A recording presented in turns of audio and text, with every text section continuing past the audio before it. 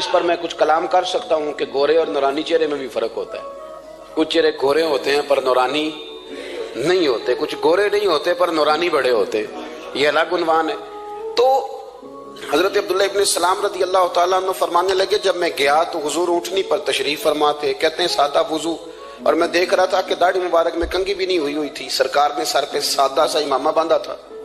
حضور اونٹنی پر بیٹھے تھے اور جس اونٹنی پر تشریف فرما تھے اس پہ کجاوا بھی کوئی نہیں تھا، لیکن کہتے دو جملے حضور کی زبان سے نکلے، دو جملے، اور میں ان جملوں کا قیدی ہو گیا. میرے محبوب نے فرمایا جو چاہتا ہے کہ اس کی عمر بھی زیادہ ہو، رزق میں بھی برکت ہو، آپ بھی چاہتے ہیں نا عمر بھی زیادہ ہو، رزق میں بھی برکت ہو، تو حضور فرمانے لگے اس کے لیے کرنے کا کام یہ ہے کہ اگر وہ چاہتا ہے عمر زیادہ ہو، رزق میں برکت ہو، تو اپنے رشتہ داروں کے ساتھ اچھا سلوک کرے. یہ حدیث اگرچہ اپنے انہی الفاظ کے ساتھ مشکات میں موجود ہے،